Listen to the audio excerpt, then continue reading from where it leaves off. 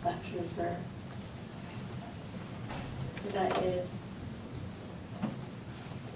9 voting in favor of the motion ought to pass, 3 voting against ought not to pass, and there's 1 absent. And for those of you present, that person has 24 hours to vote, so we have all but 1 person voting at this time. So the motion, regardless of how that person votes, the motion is carried. 2 days. Yes? They changed Oh, I believe the new 2 rules days. were passed by legislative council were, the joint committee were 48 hours. Yeah, 2 days. oh, 40, excuse me, that's absolutely correct. 48 hours in, two days to come and vote. Actually, 2 business days. So if you had like a holiday on Monday and you had a Saturday, Sunday, and a Monday, that isn't your 48 hours. Business time. So if I hadn't already done so, the work session of 456 is closed, and we will move to just go down the list to 991, LD 991. The work session is open on that, Bill, and our analyst will take us through that. Thank you, Senator. I'll give Cassie just a moment to pass out the analysis.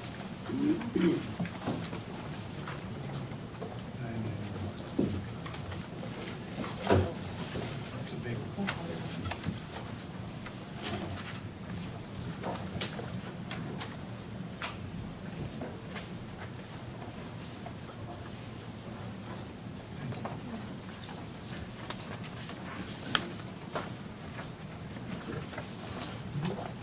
Okay, whenever you're ready, Dr. O'Brien, we all have the salmon colored sheet. Thank you. Okay, so LD 991, an act to amend Maine's genetically modified food products labeling law. Maine's genetically modified food products labeling law included a delay of the effective date of the law until mandatory labeling of genetically engineered food is adopted by at least 5 contiguous states, including Maine. The law also included an automatic repeal if mandatory labeling of genetically engineered food is not adopted by at least 5 contiguous states, including Maine, by January 1st, 2018. This bill repeals both the delayed effective date and automatic repeal provisions, thereby making the law effective. Testimony in support of this bill at the public hearing included statements that Mainers still don't know if their food contains GMOs because the bill was passed with the trigger provision that 5 contiguous states, including Maine, also passed similar laws before Maine's bill can go into effect. This bill is putting the power of choice into the hands of the Maine consumers that want this knowledge to make decisions with regard to food. Maine is a sovereign state, and we don't want to wait for New Hampshire or any other state to act. Enactment of a GMO labeling law here will accelerate progress in Mass and New Hampshire in passing the same law, thus achieving the 5-state aggregate we all agree is desirable. There was testimony that proceed not with caution but with courage, that the recent polling showing 75% of people surveyed in Maine are in favor of labeling. The court of public opinion has already spoken. I have never worked on a campaign in my life that has had such overwhelming support from so many different backgrounds.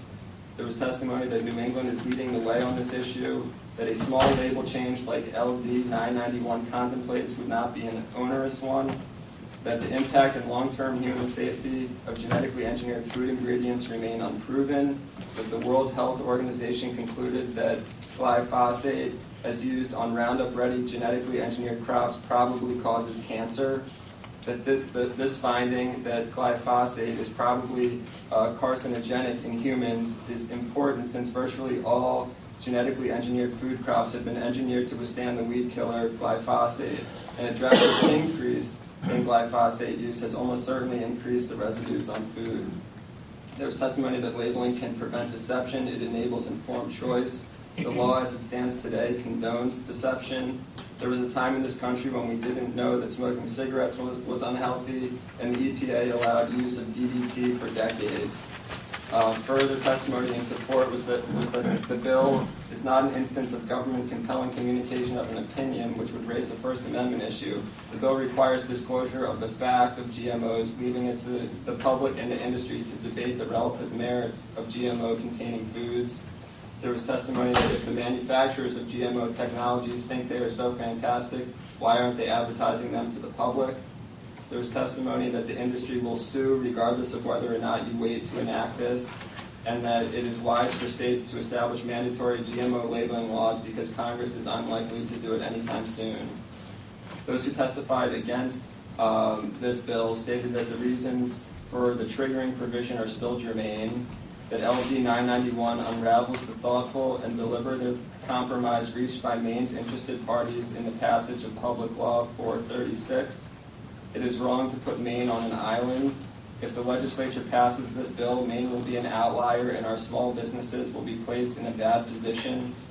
There was testimony that policy in Washington, D.C. needs to be fixed before we pass this bill, that there are too many exemptions in the original bill, and this bill just removes the triggering provision. LD 1326 is the only bill that will really label all GMOs. There was further testimony against that stated we all have been consuming GMOs for over 20 years. The science is sound, the food is safe, and there's no evidence to the contrary. A recent study by Cornell University showed that differing state labeling requirements could cost American families $500 to $1,500 annually at the grocery store. That consumers who do not wish to consume food products that contain GMOs already have many choices and options. At the public hearing on the original law, the Attorney General testified that there would be lawsuits on its constitutionality. Those who testified neither for nor against the bill stated that the previous decision in LD 718 was a very carefully thought out compromise, and that it is to Maine's benefit to simply delay implementation of the law and take advantage of the results of litigation in other states. I wanted to point out there was one thing I saw in the testimony. There was in the testimony against this bill, they cited a Cornell University study, and there was a request by a committee member to receive that study, and I saw that was distributed to the committee today. I printed one off as well, but Northeast Dairy Foods Association provided a copy of that study, and I always like to inform the committee of the sources of the materials that are being distributed, and I saw that I just wanted to make the committee aware that at the bottom of that study there's a note that the work on this report was supported financially by the Council for Biotechnology Information, and that council membership includes Dow Chemical, DuPont, and Monsanto, as well as some other corporations. So I wanted to point that out. As far as potential issues, as many of you know, it was spoken about during the public hearing. There was a U.S. District Court for the District of Vermont opinion that was just released on April 27, 2015, addressing some of the concerns that had been raised. Those concerns include violation of the Commerce Clause, violation of the First Amendment, violation of the Supremacy Clause, and federal preemption. And I didn't pass it out because it's a very lengthy opinion. It's 84 pages long, but I read it and did my best to summarize what the current status of that litigation is currently. And so I didn't have anything, but I just thought that I would orally explain where that lawsuit stands as I see it. So the parties in that lawsuit, the plaintiffs are the Grocery Manufacturers Association, the Snack Food Association, the International Dairy Foods Association, and the National Association of Manufacturers. And the plaintiffs that are listed are a bunch of individuals, but it's collectively the state of Vermont are the defendants in that case. And essentially what it is a challenge to Vermont's GMO labeling law, which is Act 120. And Act 120 is similar to Maine's GMO labeling law in that it mandates labeling of certain foods containing GMOs, and that it prohibits use of the word natural on labels of certain foods containing GMOs. So the laws are very similar, and so the legal issues are similar as well. And so the plaintiffs in that case challenged Vermont's law, Act 120, from many angles, including violation of the Commerce Clause, violation of First Amendment, and federal preemption. And this, I want to be clear that this opinion that came out stems from a preliminary stage of this litigation. What it was the defendants, again, the state of Vermont, filed a motion to dismiss the lawsuit. They essentially said, these claims are not valid, this lawsuit should not go forward. So they filed a motion to dismiss, and the plaintiffs sought a preliminary injunction to halt the implementation of the Vermont GMO labeling law until these legal matters are resolved. And this opinion just speaks to whether or not the lawsuit should be dismissed and whether the preliminary injunction should go forward, which again doesn't say, it does say some stuff about how it could eventually turn out, but this is not the ultimate decision. This is just a preliminary stage of this litigation.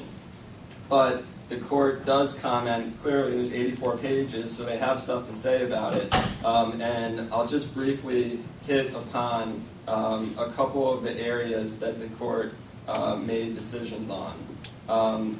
And again, I want to make it clear that the court really made a distinction between the GMO, mandating the GMO labeling and then prohibiting the use of the word natural. Those are different issues in the court's mind and in the party's mind.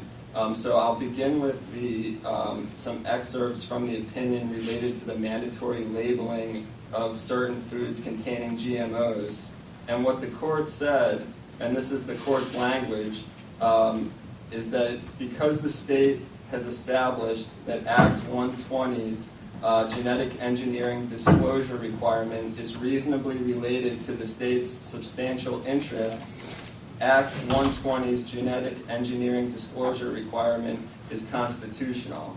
Nonetheless, the court does not dismiss plaintiff's First Amendment challenge to Act 120's disclosure requirement at this time. So what they essentially did was say that that they decided which standard applies, and in their mind, what standard they think should apply. So what level of scrutiny, and they spoke to the reasonable relationship test, which is a lower standard than strict scrutiny, which could sometimes apply, and which does often apply to restrictions on speech.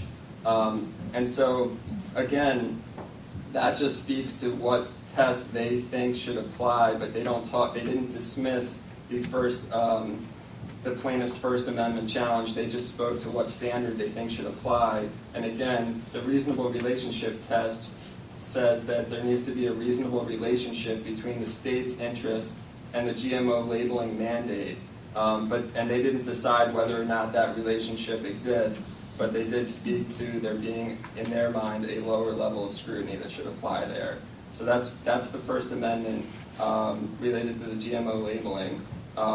As far as the Commerce Clause is concerned, the court stated that because plaintiff's Commerce Clause challenges fail to state a plausible claim for relief under the Dormant Commerce Clause, they are hereby dismissed. So the plaintiffs said that there was a Commerce Clause issue, and the defendants filed a motion to dismiss, saying that there wasn't, and the court agreed and dismissed the Commerce Clause issue as it relates to the GMO labeling.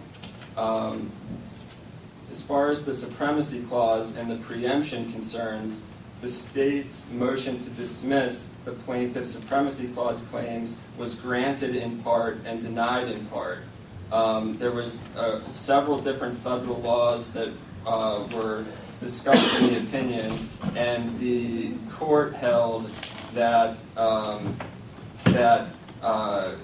that some of those may be preempting the state laws, and some of them may not. And so the state's motion to dismiss plaintiff's Supremacy Clause claims under the Federal Meat Inspection Act and the Poultry Products Inspection Act was denied. And so what that really means, essentially, as I see it, is that the court thinks that that the plaintiffs have a good, or can proceed to the next levels on those issues of federal preemption, and which appears to have the effect of exempting certain processed food and packaged food. And again, this doesn't answer the question yet, it just says that they can move forward. So I just want to be clear about what's really going on in Vermont. This is a very preliminary stage of the litigation. But I saw that Vermont has responded to that, and in their rules related to Act 120, they've exempted packaged processed foods containing meat or poultry, the label of which requires approval by the USDA under those various federal statutes. And so, so Vermont has responded and tried to tweak their rules in order to make them more compliant with this decision at this point. And then, as far as the prohibition on the use of natural, the word natural on labels, the court held that the plaintiffs have stated a plausible claim that Act 120's natural restriction is invalid under the First Amendment. And then with the Commerce Clause, the state's motion to dismiss this aspect of the plaintiff's Commerce Clause claim was denied. And so, but a preliminary injunction was not granted because plaintiffs failed to prove irreparable harm. And so, again, I just want to make it clear, I know that I just said a lot, and I'm sure that there's questions about it, but the plaintiffs, to my knowledge, have not announced their next steps. So what they could do would be to move forward with the next stage, which would be to see about getting a permanent injunction. This was a matter related to the preliminary injunction. Or they could file an interlocutory appeal and try to go up to this, to the next level and appeal to the federal level, and which could ultimately result in an appeal to the Supreme Court of the United States on these issues. So again, I know that there's different views about exactly how that opinion should be perceived, but I just wanted to do my best to explain that the court did address First Amendment, Commerce Clause, preemption issues related to the various aspects of the bill, and they came out with different results on all of those issues. And I hope that didn't just really confuse everybody, but I just want to be clear that they didn't decide the case ultimately. This was just a preliminary stage. Thank you, Dr. O'Brien. You certainly have more background in law than most of us on this committee. So, saying it mildly. Probably more than all of us combined. Well, do you have any? Go ahead. Oh, go ahead. So I was just going to say, and I want just one final piece to that I wanted to mention, was that there is pending federal legislation regarding GMO labeling right now. I believe it's it was just filed on March 25th of this year. There's an act to amend the Federal Food, Drug, and Cosmetic Act with respect to food produced from, containing, or consisting of GMOs. And so there is federal legislation pending, and I don't know the likelihood of success of that, or really what that even does, and whether it would accomplish the interests of folks on this committee and elsewhere. But I just wanted to let the committee know that there is a federal law that was proposed. So your guess, as far as this in Vermont, this issue being extended out before they come to a final agreement, it could take just a few months, or it could last much longer. Do you have any indication as to when this could be settled? Well, I think that it really will depend on how the plaintiffs want to proceed, and I really have no idea. And considering that the federal government may be involved, have you asked about us asking for carryover to the second year or the second session of the 124th, which is 2016? Do you have any indication on how many bills that we can carry over? Do you see any literature on that? I have not received any guidance. I know that other committees have. I think we're going to request 2 at this point, and I think that other committees are requesting more than 2 I've seen, but I don't know. I can find out. Well, considering the, what we're faced with in other, make a decision now, but there may be other legislation by the federal government or situations may materialize in Vermont, et cetera. Considering, the chair's open for a motion to ask for an extension, or that we are able to put it off until the next session. Representative Black? I'll make a motion to carry this bill. I request it. Carry this bill. Okay, so that would make the third request. Is there a second for that motion? Second. Moved and seconded that we request that this bill be carried over,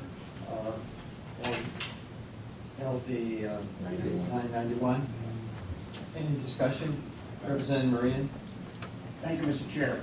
I will support the carryover motion, but I just want to be clear that I was here in the last session, and we passed the legislation that we're looking to change now. I believe that we worked very hard on that. We did the right thing. January 1st, 2018, it could actually happen, or 5 states. So if I had the opportunity to vote no, and I guess probably I would, that I would vote not to pass this bill, but I want to cooperate with the committee and do what looks right for the folks of Maine, so I will be supporting the carryover motion. House Chair? Thank you, Mr. Chair.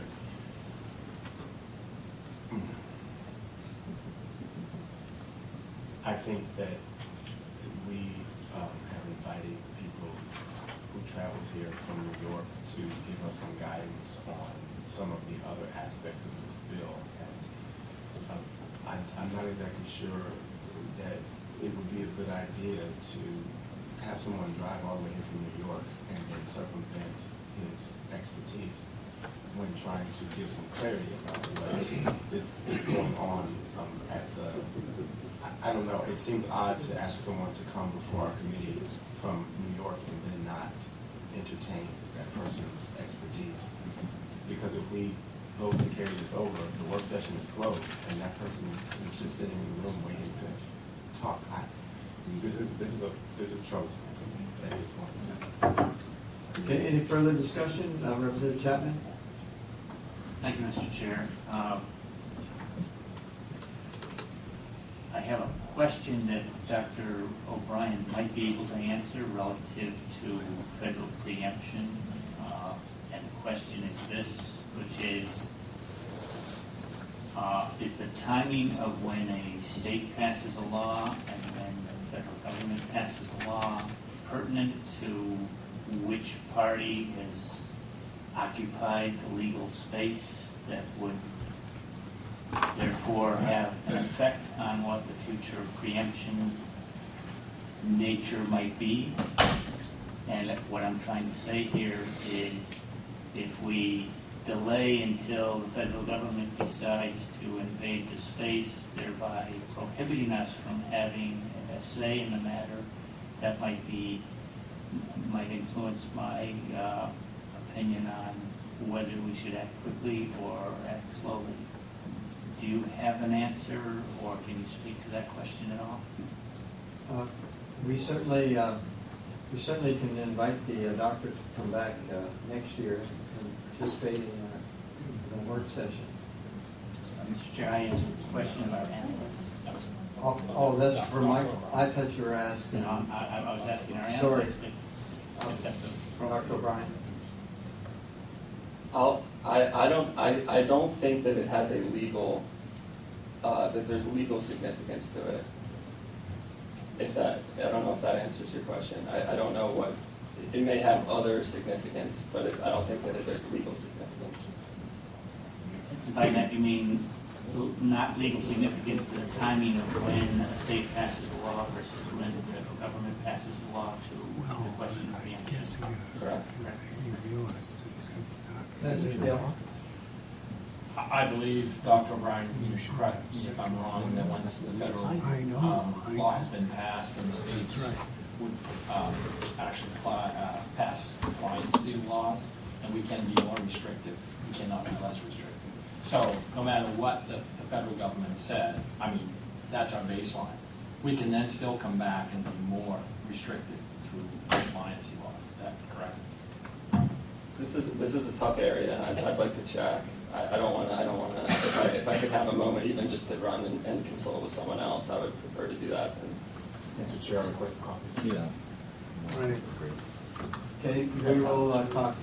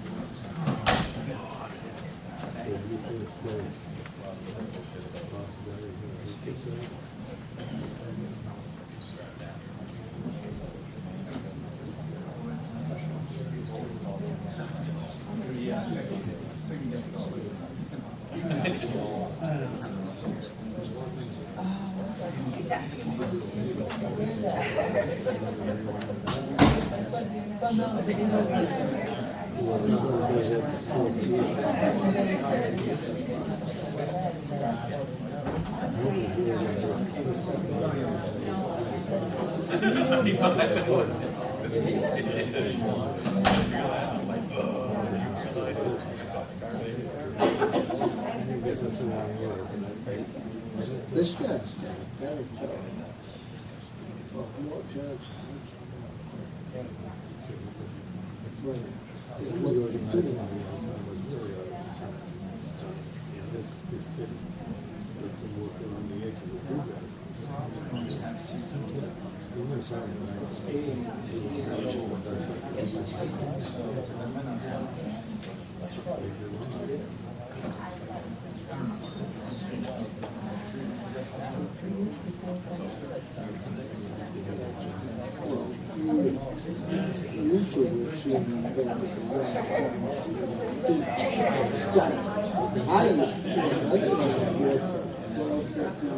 They haven't done nothing. Yeah, well, that was, yeah.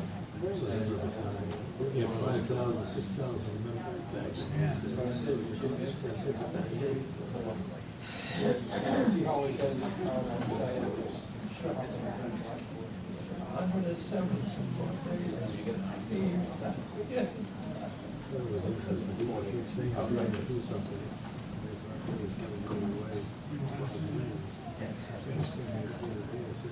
Greg just got it right there.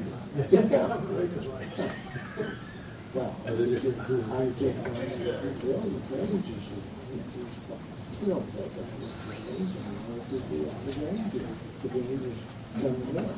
Now, you know, get a billion pounds of it. One step, do something. And the others, because that's all fast.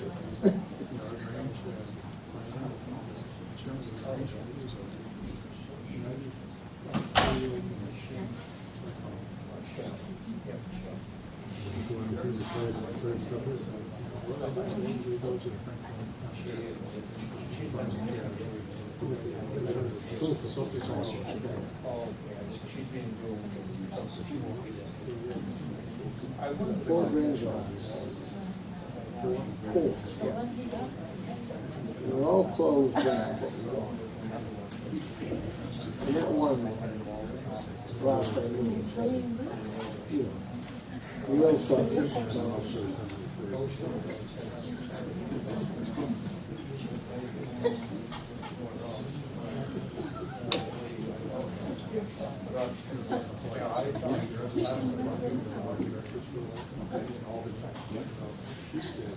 In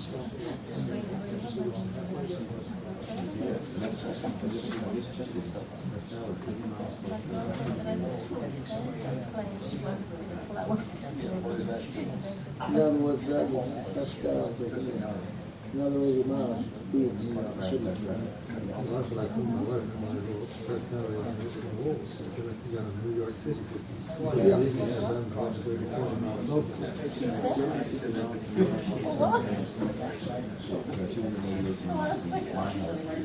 south of it. One thing about it, though, I love it, I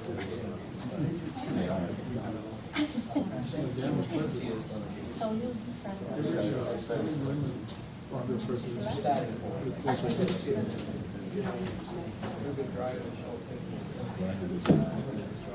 Very, very committed to whatever it is you do. Doesn't always agree with you, but he's committed to whatever it is you do.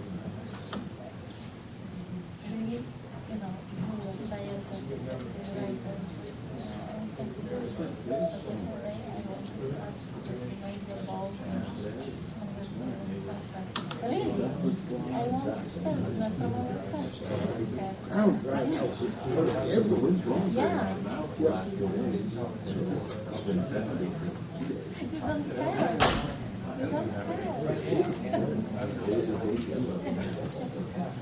No. The sausage. Although the sausage is not the best thing when you make it's the carriage, right? They ask you to get how much cash. No? But it was in this part okay, so the sausage is clean, right? What am I doing Monday?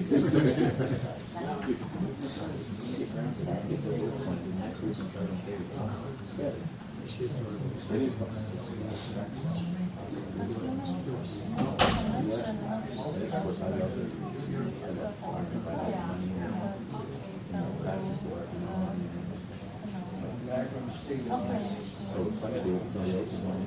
Yeah. It's a lot more fun to do it with somebody else. That's right.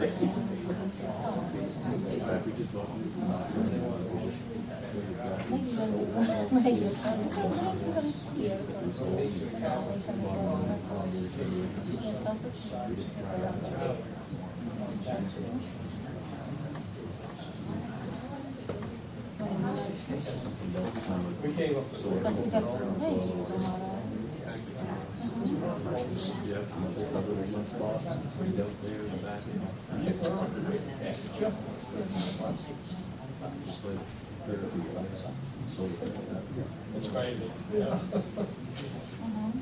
Hey, that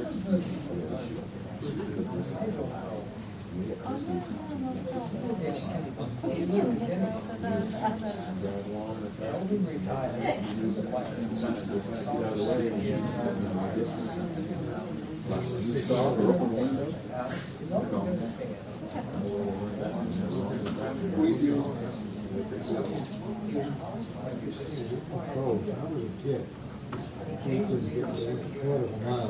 Well, there'd always be one sitting in the train and the other always. Now, I guess they're a little wary. They come right up close to the, whatever you turned up, it looks like everything, yeah. It seems to me as if I heard when I started on the outside edge and mow in. Yeah. All those critters. Yeah. Well, Eventually, you get everybody will concentrate. concentrated, they start going, oh, well, I didn't see that before. Oh, yeah. There's just, In my area, sea cows.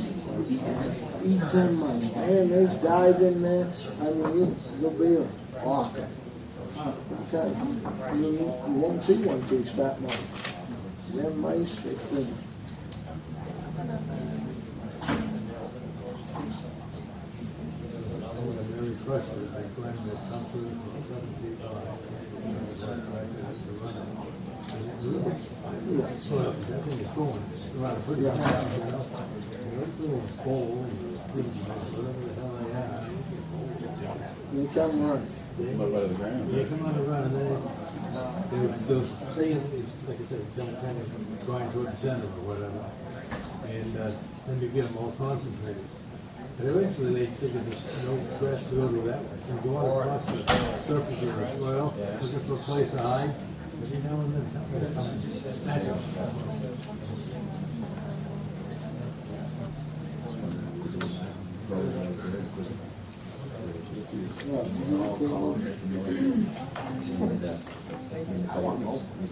I know you do.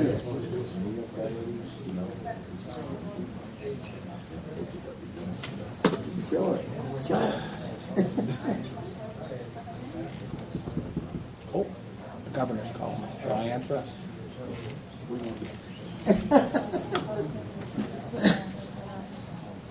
That's you, Governor? Governor called me.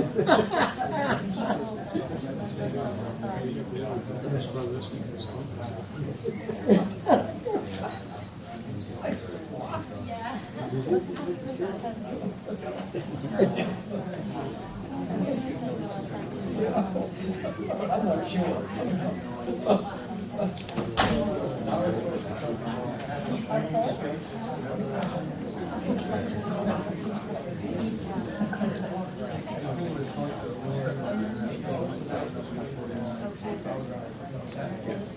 Remember there was a whole waiting in the bathroom. Get the word. Get the word. It's all over now. Kill it. Kill it. Trouble if I come on camera. Where did things go over in appropriations? It was really not much of anything, actually. It's that they're addressing the original budget that was written, just in case it should fall back to that. They found some holes that they need to fix, and that's what it was. Oh, okay. But the things that we did, it doesn't pertain to us. Okay. So, yeah, we came out of it pretty good. Good, cool.